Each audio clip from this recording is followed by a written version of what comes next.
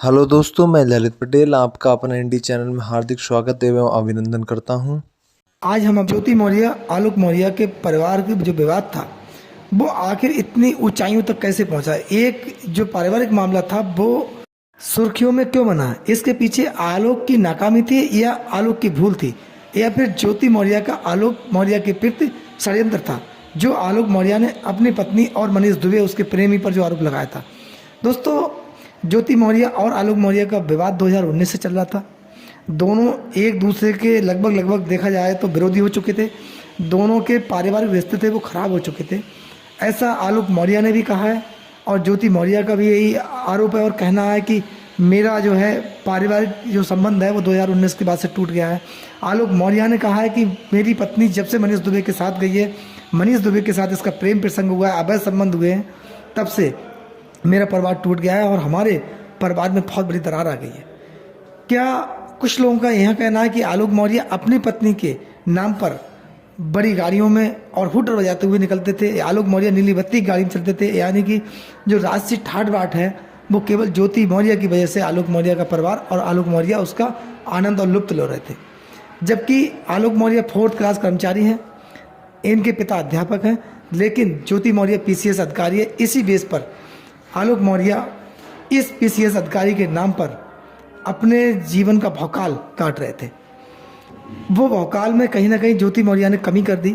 ज्योति मौर्य ने आलोक मौर्य के इन जो कार्य हैं इन पर प्रतिबंध लगाने की कोशिश की, नाराज़गी जाहिर की कि भाई मेरा जो पीसीएस पद है उसको आप यूज़ ना करें, और सरकारी कार्यों में दखल देने का भी प्रयास आलोक मौर्य करने लगे थे, यानी कि लोगों की सिफारिशें वगैरह तमाम ऐसे काम थे। इस प्रकार के आरोप आलोक मौर्य पर ज्योति मौर्य के नज़दीकी लोगों ने लगाए हैं और काफ़ी लोगों ने कहा भी था इस टाइप को। लेकिन ज्योति मौर्य ने भी खुद कहा कि आलोक मौर्य कहीं ना कहीं मुझे यूज़ करना चाहते थे, मेरे पद को यूज़ करना चाहते थे। इसके चलते मेरा जो है पारिवारिक रिश्ता है वो टूटने के कगार पर आ गया और पारिवारिक संबंध जो थे वो खराब हो गए।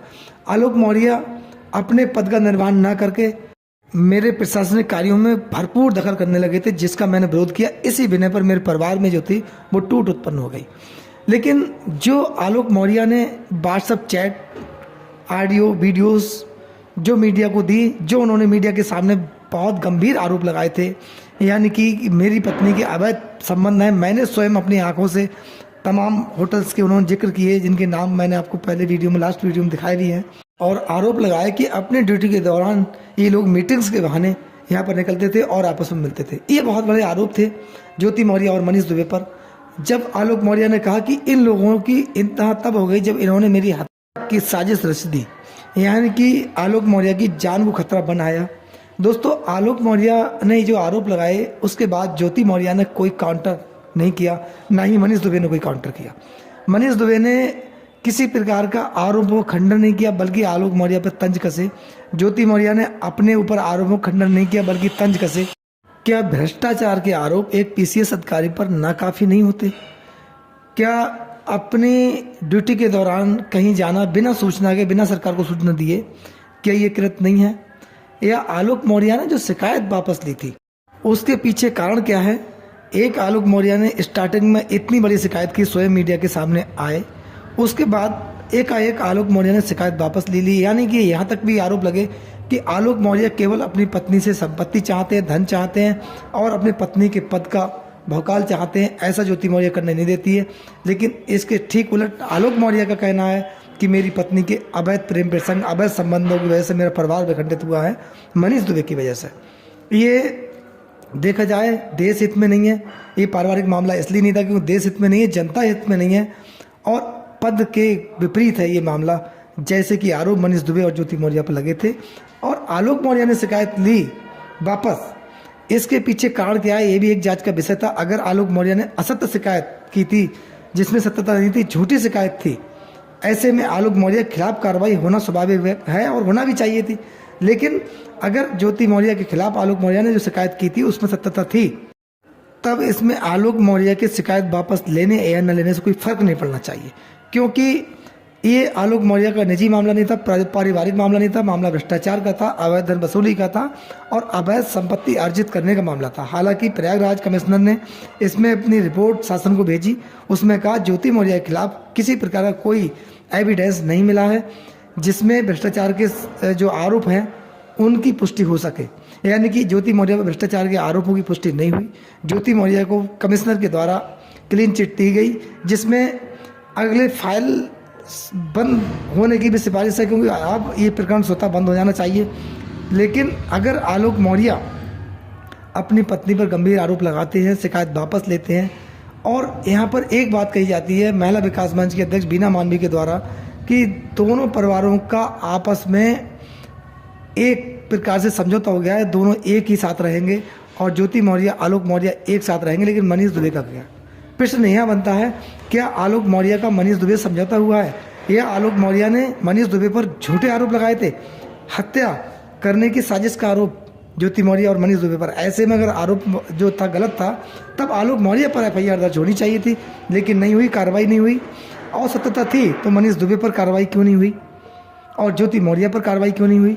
ये कहाँ का मामला? भ्रष्टाचार के मामले को विराम दे दिया गया, ठीक है, लेकिन इन मामलों पर जांच अधिकारी के द्वारा कोई ना ही उस शिकायत पर और ना ही आलोक मौर्य के आरोपों पर कोई जांच के बिंदुओं में ये बात खोली गई या कही गई कि मनीष दुबे के खिलाफ जो आरोप थे आलोक मौर्य गलत थे, या फिर मनीष दुबे ने ही इसका खंडन नहीं किया। इसके पीछे कारण क्या है? उनकी पत्नी तनु पाराशर ने भी विरोध किया मनीष दुबे का, और आलोक मौर्य ने भी तनु पाराशर का नाम लिया था कि मेरी बात तनु पाराशर से होती है, वो मेरी बहन जैसी है, वो मेरा सहयोग कर रही हैं, और उन्होंने कुछ एविडेंस मुझे मनीष दुबे के खिलाफ दिए हैं।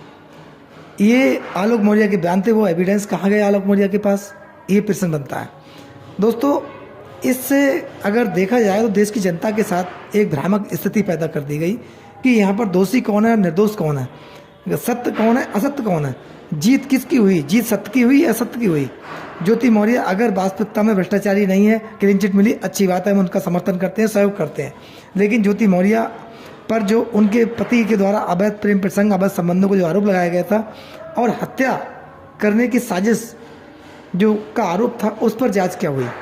अगर ज्योति मौर्य और मनीष दुबे ने हत्या करने की जो साजिश रची थी बकौल आलोक मौर्य, तो उस पर एक्शन होना चाहिए था।